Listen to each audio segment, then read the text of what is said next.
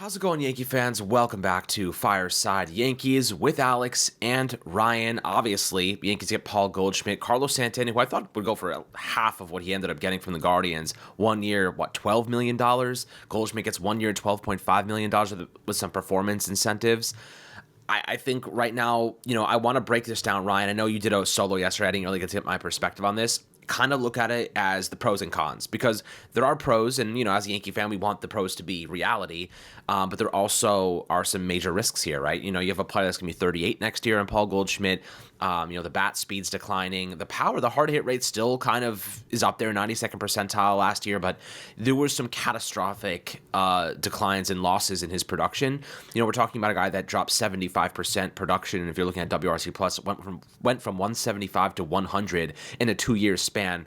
That is, indicative of age, if you're asking me, and just, things slowing down as he gets older. And the Yankees went for a 1-year deal, trying to get one last bit of quality performance. It's possible that Goldschmidt just, Cardinals suck. They really were dead in the water. Maybe he just gave up. Maybe he just lost his desire and passion for the game. Who knows? But one thing is for sure, you're going to the Yankees, man, you better get that passion back real quick. You better start hitting the ball freaking hard and doing what you do, and hopefully turn back the clock a year even and give us a 120, 115 WRC plus. I'd be happy with that. That's a substantial amount better. You went from a 6.8 WAR player to a 1.1 WAR player in 2 years. That is, for a player of his caliber and his experience, that's you don't drop off like that because you don't care. You drop off like that because you're getting older. So we're hoping he can just put his best foot forward, turn back the clock, and turn up the volume. But looking at this, Ryan, give me your pros and cons. I know people want to hear really the positives, and we will give you that, but also the conservative side of it being, why are we a little bit scared of this? Why would a trade might have been a little bit more maybe efficient for the Yankees? And then we'll transition over to the second base, third base conversation, which is obviously a big one, because the Yankees are at about $300 million right now in luxury tax estimated salary. They have no more money to spend if they don't want to go over that last threshold unless they make a trade. So I do think that there's some opportunities that we will discuss. But thoughts on Paul Goldschmidt? I know you gave me yesterday, but want to get the pros and cons from you. Yeah, so I think as the day went on, the best way to put it is I think at the time of the signing, I was like, I wasn't really a big fan of signing Paul Goldschmidt. That's well documented on this podcast. I was like, hey, I'm not very optimistic about what his play will be in 2025. I think that there are a lot of things that indicate regression. But I think when you look at, number one, the contract he got, number two, the trade for Josh Naylor, I know that people are going to say the return was light, but the Guardians seem to be very specific in what they like in a player. And I did see some reports that there were teams concerned about his weight gain. I'm not sure if I mentioned it on this podcast. I may have, that maybe teams would be a little concerned with the weight gain, even though he was a 1-year player. I asked, well, how much could he balloon in another year? Apparently that was a concern for teams. And is that a valid concern? Yeah, I think so. If it's a concern other teams share, that, you know what I mean? Especially the Guardians, they seem to share that concern. Yeah, I guess there were concerns about whether he could hold up at first, what his athleticism scores would look like going into next year. The Guardians target very specific players. I know that the pitcher that they got back from the Diamondbacks may not seem like a big-time pitcher. You might go, the Yankees have better pitchers than that. Why didn't they, earlier tried to trade Nestor for him? And I'm sure they did. I'm just sure the Guardians asked for something that the Yankees weren't willing to part ways with, and if that went public, I'm sure we would be like, oh, okay, I get why we didn't do that. And then Carlos Santana immediately signs with the Guardians right after. To me, that tells me that the Guardians, Carlos Santana, had an understanding that they may move Josh Naylor, and when that happened, they would sign Carlos Santana. Carlos Santana came up with the Guardians organization. He was signed out of the Dominican Republic with Cleveland. I'd heavily doubt that the New York Yankees had a chance to sign Santana at a similar price point. My assumption here is that the Guardians had the inroads on a player that they've rostered basically for 80% of the guy's career, right? That's what I assumed happened here. You look at the money he got, $0.5 million less than Goldschmidt. Fine, right? We talked about the projections. They are projected to be marginally different players, right?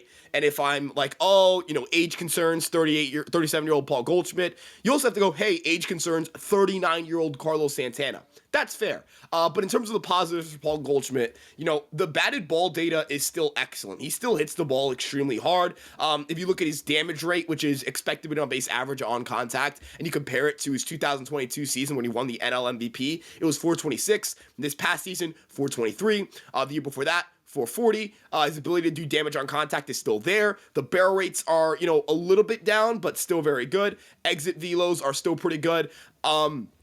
The thing I mentioned that I was concerned about was that he was kind of selling out for power because he didn't have the quickness or the athleticism to get to high velocity, to sit on breaking balls and then shoot his hands out quick. But what I would say is that perhaps Yankee Stadium is the right ballpark for someone with those issues to mend some of those issues. So I checked his own contact rates over the last 3 seasons. His own contact rate remained unchanged from the 2023 season, so that's not too much of a concern.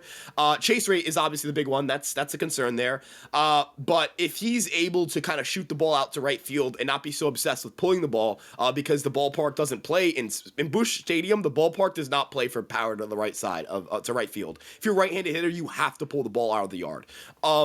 For Goldschmidt, though, like, you can sit and say, all right, I'm going to sit back on this fastball on the outside part of the plate. I've got power. I've got strength. I'm going to shoot the ball to right field. That's something he can do now. If you look at his spray chart, he would have had a few more home runs that he played all of his games at Yankee Stadium. Expected home runs said that he would have had 3 more home runs. Alex, if you add 3 home runs to any player's total, you know that can significantly boost your OPS. It may sound insignificant. It is very significant. And so I decided to also look at his home, just specifically focusing on his home games, because road games, you can't translate that over because you're not going to play 162 games. At one ballpark, it's never going to happen. Although the Yankees are playing basically 189, right? Because 188. I think or how many do they play in Tampa? Because Tampa's basically Yankee Stadium now. I mean, I'm not being even trying to be an a-hole. It's a very serious situation. But the dimensions of the ballpark are very favorable to us. Yeah, it's the same dimensions if I'm not mistaken. I could be completely wrong. It could be slight alterations. I think it's pretty similar. Yeah, there are 1, 2, 3, 4, 5, 6. There are 6 home runs he would gain at Yankee Stadium, and there are, I believe, 1 or 2 that he'd lose. He'd lose. Played all of his games. He had a horrible 650 OPS at home, and he hit only 11 home runs there. He would have hit 15 if he played all of his games at Yankee Stadium. That's significant to me. That's significant. That's a guy who has opposite field power who can't get the ball out of the yard there, because this is crazy. I was looking. So this is actually all Fernando Cruz. He's just added. He hit a ball 350 feet to right field, and it was not close to getting out. The guy was had room between him and the wall. 350 to right field, not right center, right field, and he still couldn't get the ball out. That's not happening at Yankee Stadium. And a lot of batted balls that are getting caught too are going to come off the wall. Those are going to be doubles. A lot of these pulled fly balls that are outs, they bounce off the wall at Yankee Stadium. He would have had a much more productive year playing for the Yankees than playing at St. Louis. So I guess the thought process here is that it's a guy whose bat may play here. And the other thing too is the Cardinals have very publicly, they had public bad issues with relaying data, not having enough data, being backwards as an organization. You can have all the criticisms you want about the Yankees. They're very data oriented. They're very, very data savvy. They're very in touch with the numbers. They understand how data works. They understand how modern philosophies work. So I wonder if Paul Goldschmidt, who will be working with James Rousing, kind of a guy that players really seem to like, and someone who kind of can convey analytical philosophies in a way that players understand, perhaps that's beneficial to him versus St. Louis, where he was just kind of rotting away with an organization that kind of sucked at what they were doing. They've gotten better now, but they really sucked at that. Think of how bad they've been over the last 2 years. They're kind of a joke right now. Yeah, they are. And listen, so the way I'll paint the Paul Goldschmidt thing is this is a move. The Yankees clearly like experience at first base, which is partially why they liked Rizzo a lot. I think that losing Rizzo, they want another guy that's going to galvanize the clubhouse with Aaron Judge, and I think Judge probably played a part in this one because I know Judge and Goldschmidt are good friends. So, you're talking about you have, 4 MVPs on the roster now? Cody Bellinger, Aaron Judge, Paul Goldschmidt, and I feel like I'm missing one of them, Stanton. So, you have 4 aging, aside from Bellinger, I'd say he's still young, but 4, I mean, and then Aaron Judge just won an MVP. So it's like, you got a couple guys that are capable of producing at that high of a level. I think Bellinger, it's still in him. It's just he wasn't really at that level the last year or so. So, the Yankees are playing this game and like they're playing the upside game, right? It's a dangerous game because they could easily go the opposite direction here. But Paul Goldschmidt is interesting, right? He's going to give you a way better defense than you've gotten from Rizzo or John Birdie or DJ LeMahieu. Way better defense at first base. Offensively, he still hits the ball really hard. If you look at his swing, I love his swing. It's so compact. It's so quick. I mean, I wouldn't say bat speed is like a big thing of his, but he has a very, very, when he does make a decision, it's very concise and very deliberate. This is a guy who was a phenomenal ball player just 2 years ago. So, I think if they get the upside they're looking for, this contract will look like a steal, right? They paid $17 million for Rizzo last year, and they're going to get way better production from Goldschmidt at 12.5. And that's, I think, a win in my book from a statistical upgrade standpoint. We think they could have done a little bit more to upgrade more substantially. But Ryan, I do think that this is like, let's just look at it apples to oranges. Paul Goldschmidt is significantly better than Anthony Rizzo and significantly better than what we had at first base last year. And at least on paper, that is a win to me. Could they have gotten better? Maybe, probably, if they wanted to go and trade assets away, but they just decided to spend money, and when all is said and done, they will probably walk away with a lot better value this upcoming season than they had last year at first base. And in my book, that's a win because you got better at the position. I think that's probably how they perceive it as well. And that's kind of how I'm going to sit here and say, like, do I love Paul Goldschmidt? No, but he makes us better at a position that we had negative WAR at last year, and I can live with that. You know what I mean? I think that's, and what do you think about that perspective? Because I think that ultimately, if you're just talking about last year to this year, this is an upgrade. And I think that at least we should definitely harp on that fact. Could it have been more of an upgrade? Sure. But I'm just happy getting better at a position that was definitely one of our biggest weaknesses. Yeah, I think, we talked about live with it, right? I think live with it is kind of the phrase we used to describe Paul Goldschmidt, as the days got closer to him signing. Because at some point we were like, it's not sexy. He's not number one on our board, but, he could do worse, right? Like, you could have brought Rizzo back. That would have really, been no, right? Like, oh, God, no, please don't do this. Look, Goldschmidt is still not a sexy option. He's still not my top pick. Projections like him more. Now, these signed with the Yankees, they haven't projected for a 114 WRC+. And I think you and I agree. If we got a 114 WRC+ and 24 home runs out of Paul Goldschmidt in the year 2025, we'd be like, hey, that's a win. That's a win, right? Like, we'd be like, yep, 2 thumbs up. That'd be a really good signing. I'd give Brian Cashman his flowers, his praises. The one thing I do like about Goldschmidt is that he's actually one of the better base runners at the position over the last 3 years, and that's not buoyed by his MVP year or anything like that. Like, he legitimately is not a bad. He is 4th in BSR amongst qualified first basemen. That's important to me. I know people are going to go, why does it matter? He's slow. He's not going to steal base for you. Number one, he stole 11 last year. He's a smart base runner. And number two, there's such a big difference between, he's about a 0 on the base. Like, he's a net neutral on the base paths, and Anthony Rizzo or Alex Verdugo or Josh Donaldson or Jose Trevino. Like, these guys are abysmal on the base paths. They kill you on the base paths. They're killers. They're anchors. They're awful. Anthony Rizzo was slower than Giancarlo Stanton last year. Ew. Gross, right? Like, that kind of stuff. The Yankees were the second worst base running team in the StatCast era last year. That's gross. That's the second worst base running team in the last decade. Ew. I don't want to see that again. I do not. The only reason they were able to win as much as they did, and I say this because they were an outlier. Among all the really bad base running teams, they were an outlier. None of them won a single playoff game. The Yankees are the first team of that pool of teams to be abhorrently bad, which I consider -10 base running runs or worse, to win a playoff game. Not win the world, not go win the pennant, not win an ALDS, not win an ALCS game, win one singular playoff game. Every other team, there was one other team to make the playoffs in that group, the 2016 Mets, one and done the wild card. They didn't even get to the NLDS. So, I even look at team BSR, right? So, BSR's Fangraphs base running metric, and I decided to look since 2000. We split the season so that we can get all these base running teams kind of filtered out. The 2024 Yankees are among one of the worst teams base running wise. They're one of the 25 worst base running teams in that group. So you do 30 teams, you multiply it by, what is it, 24 seasons of Major League Baseball. There are 720 teams in this group, right? Yeah, 750 teams, excuse me, in this group. They were 25th out of 750. That's one of the worst base running teams you'll ever see. This team sucked on the bases. They were awful on the bases. This is the worst Yankee base running team I think we saw in the 21st century. I'm going to look at Yankee teams and see if I can get all-time Yankee teams. I'm going to go to like as early as I can find for the New York Yankees in terms of bad base running teams.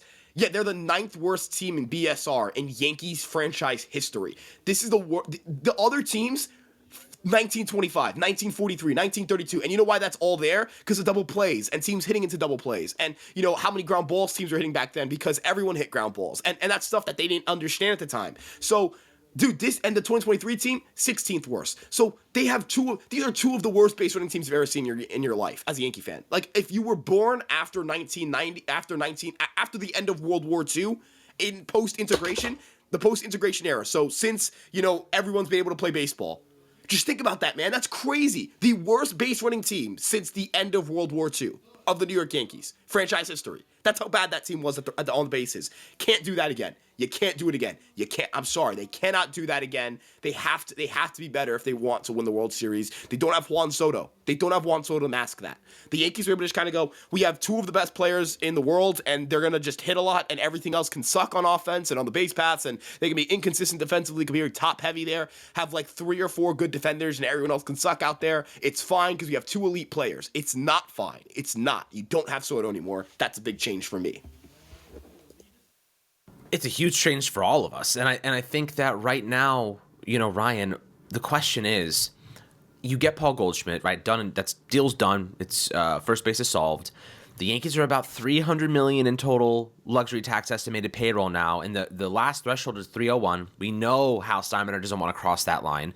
What are the solutions at second and third base? Because now the Yankees, if you want Alex Bregman, no shot we're getting Alex Bregman.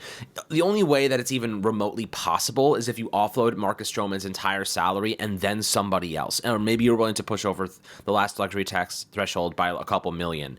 That's the only way it's possible. Nobody is taking Marcus Stroman's entire salary. The Yankees are going to have to pay a portion of that. So you can kiss goodbye to Bregman. That idea is dead. Now the question is, it really comes down to the trade market, in my opinion, Ryan. Like, you're going to have to acquire an infielder via trade. I am not walking into the 2025 season with DJ LeMahieu, Oswald Peraza, and Oswaldo Cabrera as primary options as an infielder, right? You talk about bad base running. I mean, Peraza maybe is okay, right? You're getting average to below average base running most likely. Looking at infield defense, you know, Peraza's a great defender, but he's a very suspect offensive piece. I don't trust him a bit. The Yankees clearly have been burying him for years. Why on earth they all of a sudden just suddenly realize that, oh, he's going to be good? It's not going to happen, in my opinion. Oswaldo Cabrera should be our super utility option. I think he is there to help supplement injury. DJ LeMahieu is a walking waste of space at this point. $15 million price tag. He can't move. He can't hit anymore. The defense is still great. You can play the hot corner, but like you're getting basically nothing. And like if you want bad base running, you go with DJ LeMahieu. You want to go with lack of athleticism, that's where you're going to go.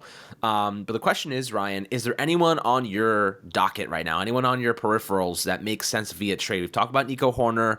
I know like people on social media talk about Max Muncy. I don't think that's realistic.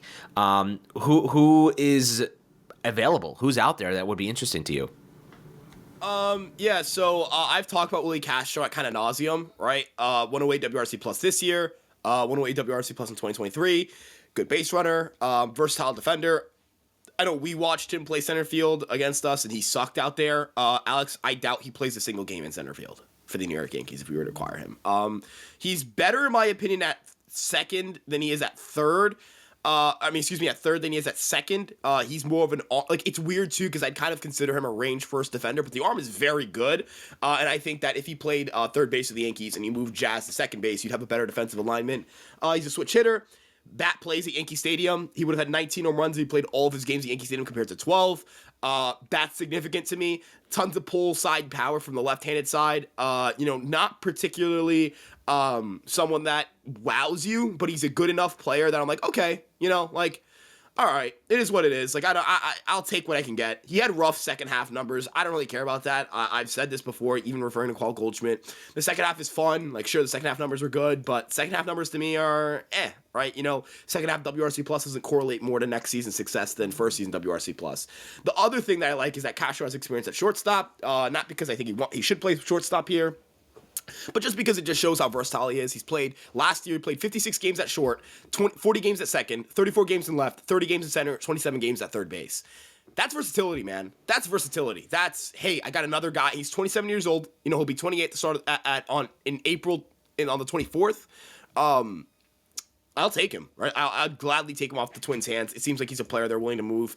Kind of a sneaky player here is Ramon Urias of the Baltimore Orioles. He's kind of always had a good bat, career 109 WRC plus, right-handed bat. I know he's not a switch hitter like Castro, but it is what it is. His defense at third base, DRS loves him, OAA hates him. His defense at second base, a little more consistent. I don't know where I'd play him personally, but the bat would also play well at Yankee Stadium. You think of Baltimore in left field, it's really hindered this guy's ability to hit the ball out of the yard.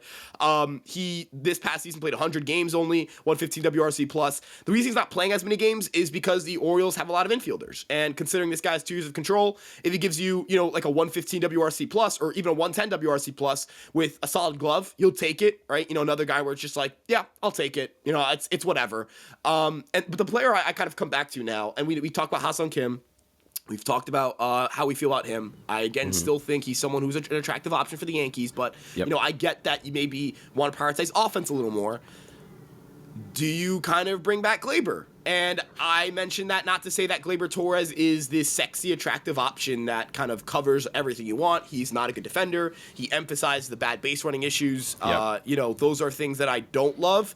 But he's also a better player than a lot of the players I just mentioned. Is he better than Willie Castro? Probably. Is he better than Ramon Urias?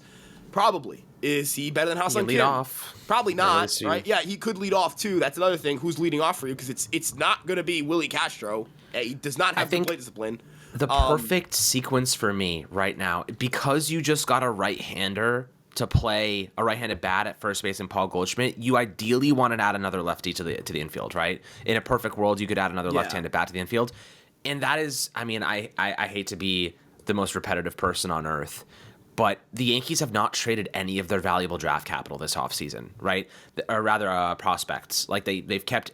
Caleb Durbin's the only real prospect that they moved, and he wasn't even in our top 10, was he? No, he wasn't ranked in the top 10. He wasn't even ranked in the top 10. So the Yankees have all of their prospects available. I think you do what it takes to get Brendan Donovan now. I think now's the time. It depends on what the Cardinals are looking to move, though. Listen, the Cardinals are in fire sale mode. They just let Goldschmidt walk. They're trying to move Arenado. They're trying to move a pitch. I think they've been trying to move a pitcher too. Like, at what point are they just like, we're gonna suck next year? We might as well just restock with prospects. You know what I mean? Like, we might as well just retool and sell high on a guy coming off a good year. I think that if Brendan Donovan were available, he is the perfect quintessential fit for the Yankees. You know what I mean? He has some versatility. He's a lefty bat. This is a guy who's going to step in as a free agent 2028. You sell a couple of high like I would trade Spencer Jones in a heartbeat to get Brendan Donovan and probably Will Warren too. And you just keep Stroman and eat and let him be the number 6 and just eat innings. This guy's a guy that hit 278 last year with a 342 OBP, 14 homers and 73 RBIs. 115 WRC plus, good defender. Like, this is a perfect fit. He could lead off for you. If I'm the Yankees, I'm willing to overpay a little bit to get Brendan Donovan because he solves a lot of problems. Like, he gives you a lefty bat, versatility, control for years. And he's a good player, you know what I mean? And he's playing on a bad team. Like, who knows what he could do on a better team? So, what would you, if the Cardinals were open to considering trading him, what would you be willing to give up for him? Because I think like that, he is the perfect fit. If I had to choose somebody, that would be the guy. And the Cardinals they're horrendous, man. They're losing their former MVP. They're losing their starting third baseman. Probably if they trade Arenado, they want to. They've been trying to move him. They just want it to be fair. They don't want to pay all the money. So, they've considered trading some of their outfielders. Like, they're stuck in the mud, man. They're dead. They're dead in the water. Why not trade a movable control piece for a ton of prospect capital right now? If he were available, what would you get for him? So I would ask the Cardinals, hey, what do you like from our 2024 draft class? Do you like Ben Hess? Do you like Bryce Cunningham? If you do, whichever, pick one of them. Probably pick Hess because Hess was the first round pick. Is it rough to trade your first round pick? Yeah. Do you do it for Brendan Donovan? Yeah. Chase Hampton or Will Warren are attractive options, I imagine, in this situation. Both of them have 6 years of control. Both of them have upside. I would offer that. I would see if they're willing to take those two pitchers and maybe a position player prospect. Would they like someone like would they like a Roderick Arias? Like, I would have to take a George Lombard Jr. It's tough because with George Lombard Jr., what I've come to learn in recent weeks, and kind of just because of the Tucker stuff, if I'm being honest with you, and even the Crochet talks, George Lombard Jr. is viewed in a way that I think the public hasn't caught up to yet. George Lombard Jr. is considered a very strong prospect. So I'd be a little weary about moving him because I think I'd be selling low on his value. There's a chance he could be a stud. So there's that. But it's weird. It's just like, what are the Cardinals looking for? Do they want to be competitive in the near future? Do they want to tear it all the way down? What you presented makes sense, but the Cardinals have operated in a way that doesn't make sense. If that makes sense, they've done things that are abnormal. They didn't trade Paul Goldschmidt after 2023 when they weren't good, and it was clearly time to trade him. They refused to make more trades at the deadline. They added Eric Fetty while also getting rid of time. They didn't sell. That was stupid. They're a weird team. But if they're willing to do a fire sale, obviously Brendan Donovan makes a lot of sense. If you wanted to look at someone, and I was reading this report last night that the Dodgers are looking for another right-handed bat, they could be looking at Ha-Seong Kim to play shortstop.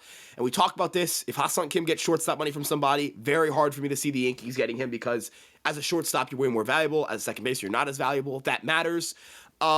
If you were to get Gavin Lux for them, he's a left-handed hitter. He was a former top prospect. He had a decent year last year coming off an ACL tear. And in his second half, he was very good. He made some serious adjustments, started swinging a lot harder. In the second half of the season, so post All-Star break, he put up a 152 WRC plus with a 508 slugging percentage. That's notable to me, right? Like, this is a guy who came off a ACL tear. It's very hard to hit after you do that. It's very hard to get thump in your bat. He was barreling the ball way more.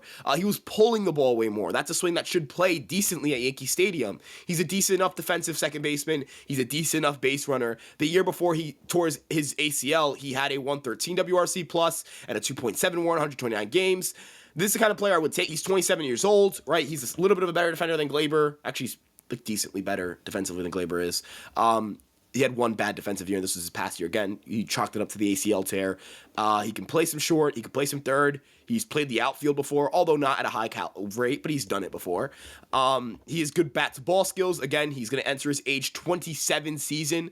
Is that someone that the Yankees could be interested in? I think so. Again, it depends on if the Dodgers sign Ha-Seong Kim or not. So if you're a Yankee fan, you want another second base option on the market to come available, you should be like, hey, if we're not going to get Ha-Seong Kim, I kind of hope the Dodgers do, because then it opens up another second base option, a left-handed option, someone who should be a decent enough player, someone who I actually rank a little bit higher than Castro and Arias because of the bat-to-ball skills. I know that everyone mentions, again, Max Muncy. I think we can agree. I don't think Max Muncy's getting traded. I really doubt that's happening. They're not going to trade Max Muncy to play Gavin Lux at third. They're not. I really doubt they're going to go get Nolan Arenado either. Why? Like, what benefit does it serve them? Nolan Arenado is a worse player than Max Muncy. Muncy's defense wasn't really a problem last year. So, there are options out there. Again, if you want to try the route of blow the Cardinals away on Brendan Donovan, for sure. I just wonder what that price tag is, because if that price tag includes Jason Dominguez, I'm not doing it, regardless of the player that Brendan Donovan is, because I really like Brendan Donovan. I love him. I think he's one of the premier second basemen in the sport. I recognize that you can't just get premier players and snap them onto your roster like this, unfortunately. Of course, yeah. I mean, like I said, it's the perfect fit. It's the perfect match. I just don't know if the Cardinals are willing to do it. But if there was an inkling of interest, if there was a sniff of possibility, and I'm the Yankees and I have all my prospects, and next year you can, I mean, dude, let's be quite honest.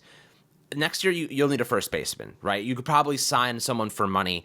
You also want to spend on Kyle Tucker. You're going to have Marcus Stroman's money off the books. You're going to be free up of $16 million you're currently paying for Aaron Hicks and Rizzo on the $6 million buyout. So you have $30 million off the books. You have lockdown. You have Jazz still under contract for one final year of arbitration. DJ LeMahieu's contract will be coming to an end 2027 after 26. So like you have money coming off the books. You can afford to pay like a 1-year rental for a first baseman, and on top of that, still get Kyle Tucker for this big price tag, because Cody Bellinger, he'll be off the books too at some point within the next 2 years. So assuming he doesn't opt out next year, there's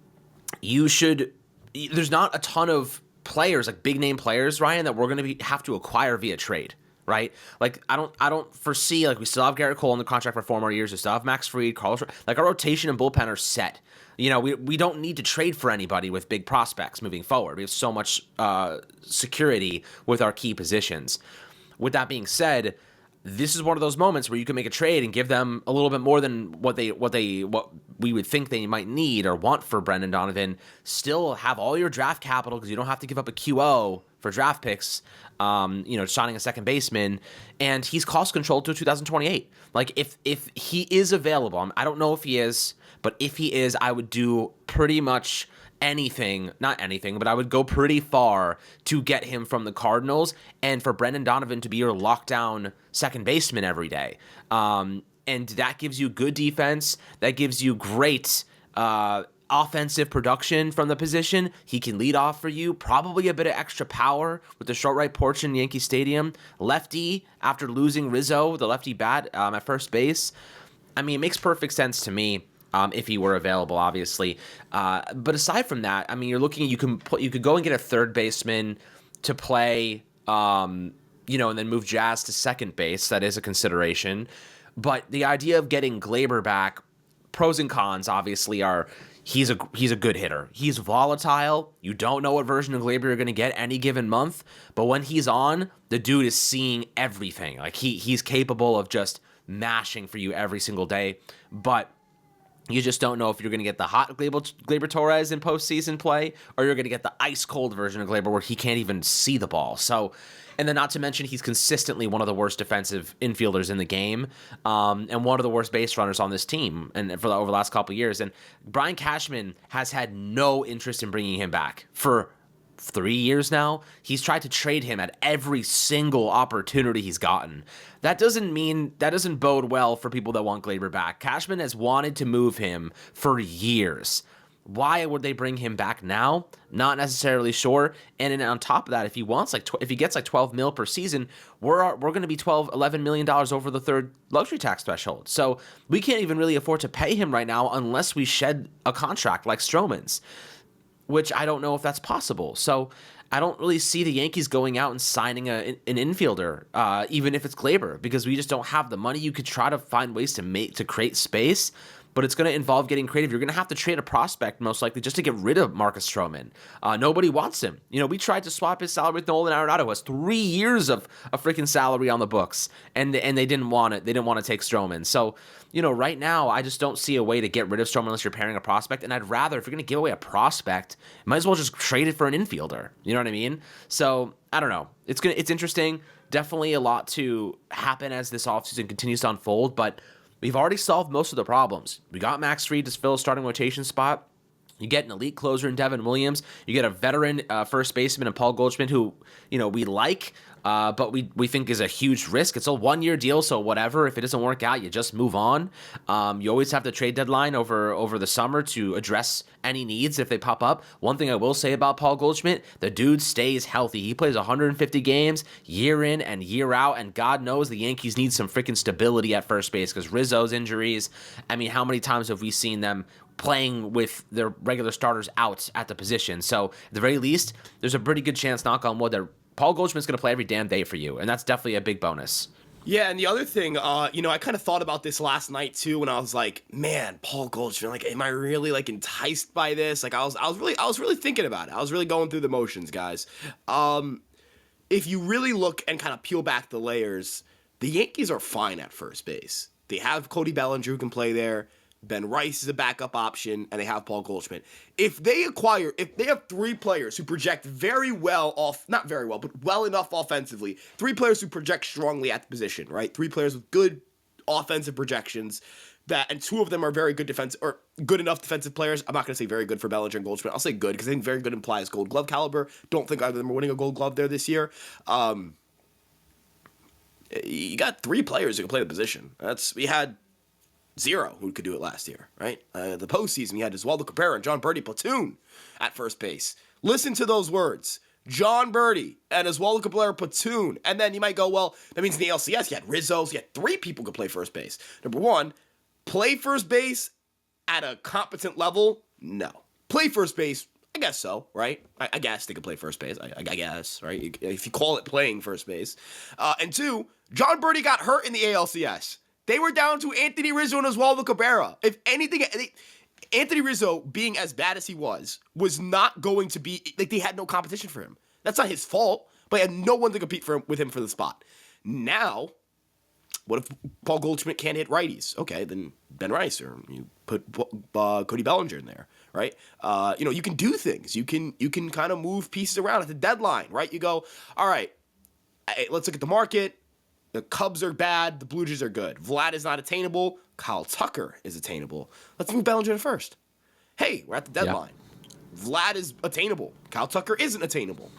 Hey, let's go get Vlad. I don't think they're going to get Vlad, to clarify. I don't think Vlad wants to come here. Right, that's the other thing. But, there are other first basemen you can use that example for. I don't know. Think about you could just sign Lamont Wade Jr. if you want to go in that direction. He's going to be a free agent. What if Yandy Diaz doesn't get moved?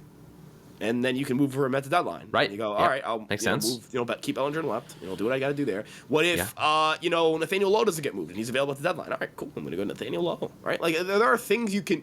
The thing is that the Yankees can kind of there are 2 position groups where it's very easy to find a bat, and it's left field and first base. This market didn't yield productive players at either position outside of Soto, really, and the productive options at first base were either old or not that good, right? Yeah. You know what I mean? They were old and expensive or cheap and questionable. The trade market, you can get a pretty good player in the trade market with years of control. I really like the Jazz trade. We'll see if he becomes available at the deadline. But, the Yankees can – I'm not saying to say the Yankees punted a position so they can get better at the deadline. No, it's that they can navigate the deadline without looking for just one player. They can look for players at various positions and kind of go, all right, best bat available. Let's do it, right? That's the fun part. The other fun part is, it's nice to have a little more power in the lineup. Goldschmidt hit 22 home runs last year. We had 1 home run from a first baseman from August onwards, I believe. That is awful. That is so bad. That is not good, right? So the Yankees have a little more power depth in their lineup, which is something I complained about last year. You kind of look at their roster up and down, or the lineup up and down. You can count the guys who can hit 20 home runs on this list. Jazz, Judge, Bellinger, Stanton, Wells, Goldschmidt, all of them can hit home runs. All of them can hit 20-plus home runs. Dominguez might be able to get to that point. Maybe you have... So far, I look at 2 guys in this lineup and say they definitely aren't hitting 20 home runs. It's Volpe and Cabrera. Even though Volpe has done it before. He has hit 20 home runs in a season before. So... not out He's of the sold cards. out, though. He's sold out for power but I'm just saying, so hard. It's not as... Right, he's capable. Right, Cabrera is a 0% chance he ever hits. Yeah, well, he's not going to play enough games to do that. I mean, let's hold the roll there. We can't, dude. We cannot go into next season with Oswaldo Cabrera starting at an infield spot. We went into a season with Oswaldo Cabrera starting in the left field. If you want to win, I'm not either. But if you want to win a freaking World Series, you better upgrade second base. You better freaking upgrade. And listen, but I think that we're in an advantageous position right now. You have all your draft capital, or rather your prospects, all your top prospects. You didn't trade any of them this offseason, right? You managed to reboot the team without moving a single top 10 prospect. If you want to go get a second baseman or a third baseman, now is your chance to do it because you have so much control over a lot of your stars on your team. You know what I mean? All the stars on the team are under contract for at least the next 3 or 4 years. So if you're going to make a splash to go out and win a World Series, you better freaking do it now. There is no time to waste. And I know the Yankees stopped. They were about to trade some really valuable players for Kyle Tucker, right? They were about to trade some really valuable players and prospects for Kyle Tucker. Why would you stop right now when you were just willing to go out and trade for Kyle Tucker and stop at the finish line? It's literally, Marshawn Lynch. Give the ball to Marshawn Lynch, bro. Stop throwing the ball. at first and goal with the best running back in football. You know what I mean? This is your chance to really make that splash move, to put yourself and say, okay, you know what? We're having a good offseason. Let's have a great offseason. You know what I mean? Like there is one move left to make. They have one position left to solve. Go fucking solve it. Yeah, you know, I agree. Let's go make this team great. Let's not stop when we're good. Let's go make this team a freaking contender again. And if you look at the Yankees' projections in the infield, second base they're 10th in WAR. That's because they have Jazz playing 448 of his play appearances there. The Yankees are at third base projected to be the 16th best team in baseball. That's because they have Jazz playing 161 play appearances there, and kind of like a mosh posh of players that kind of combine for 2.6 WAR. I disagree with that projection. I don't think they're that good at that third base. So yeah, like LeMahieu's projected for 0.7 WAR and 238 play appearances. I'd be shocked if DJ has a positive WAR next year. Like, stunned. If he has a positive WAR, I'd be stunned. But the way as it pertains to that position, if you get a decent player at second or a decent player at third, you might bump up to like, oh, the Yankees are like, middle of the pack at second or third, and they're really good at the other one, right? Because Jazz is a really good player. And you'd feel good. You'd be like, all right, we're kind of good everywhere, right? We're not outright atrocious at any one position like we have been in some years. Good God, the Yankees were bad at first base last year. And good God, were they expected to be bad at first base last year. People forget, Rizzo was like not a sure bet. He was a very risky bet. It did not work out the way they hoped it would. Obviously left field didn't work out the way they hoped it would, but even left field was a risk because they were acquiring a league average player. They were acquiring a league average player. And like, I guess Goldschmidt fits in that mold as well, of like league average player. Look, I think the Yankees just have to be decent, kind of. They have to be good or solid at enough positions because they're going to be great in right field. They're going to be great in the bullpen. They're going to be great in the rotation. They'll be like, they just need to be kind of good everywhere else so that they have a deep roster that can kind of contribute value in a lot of different ways. Right now, the Yankees have the second highest WAR projection of any team at 48 WAR. They're tied with the Braves, excuse me. Then you look at projected standings, and I've been talking about like being meaningfully better than the rest of the American League. You have a pretty sizable gap over you and the rest of the AL. The Astros are the second best projected team in the AL. They have a 524 winning percentage. Their 524 winning percentage equates to 84.8 wins. The Yankees are 86.9 wins. So the Yankees are a little bit more than 2 wins better. If you add a second baseman, you add Tim Hill, hey, maybe you're in that realm where you're in that, oh yeah, we're like, we are what would be the right word for it? We are like 3 or 4 wins better than the Astros. We're 3 or 4 wins better than the Orioles. We're 3 or 4 wins better than, God, the other Central teams are not very good. So yeah, I don't know. That's kind of where I'm at right now. Yeah. Listen, like I said, you make one big splash, you're going to coast through the American League. The American League is so weak, and you get to a World Series, anything can happen. Don't stop at the 1 yard line. I think Cashman gets this, though. Like, I think Goldschmidt was a move so that he didn't have to go and trade prospects to get a first baseman on a rental, right? He just paid money for it instead, didn't give up any prospects. So if I was a guessing man, if I was a betting man, shout out Fireside Bets, I think I would be very inclined to trade for an infielder right now, and trade for a good infielder, not just one that's going to get you by, but one that's going to make an impact, and maybe a lefty bat too. So we'll see how things materialize. As I said, they're about at $300 million in luxury tax estimates. They can't afford to spend any more money unless they get rid of a contract, assuming that Hal wants to stay below $301 million, which I think is the case. So clearly they played that game pretty carefully because they're just like $1 million below it right now, and Cashman signed that contract knowing that he was going to be below that. So I think a trade is coming. I don't know who it's going to be for. I think it has to be a splash move, because you make that splash move, you can compete in a World Series. If you don't make that splash move, you're going to feel the consequences of that in the American League instead of coasting through. So, that's just the case. We saw the impact Labor had as a leadoff man. I just don't think we have the money to pay anyone right now unless you get rid of a Stroman. But I think a lot of people are heading in the direction of like Stroman's going to get moved, and I think they feel as though Will Boring could be that guy that steps up and fill those innings if they need it. But things are materializing. We'll keep you guys updated on the rumors, ideas, any thoughts that we have. As always, my friends, make sure to like and subscribe, and we'll catch you guys on the next Fireside Yankees episode.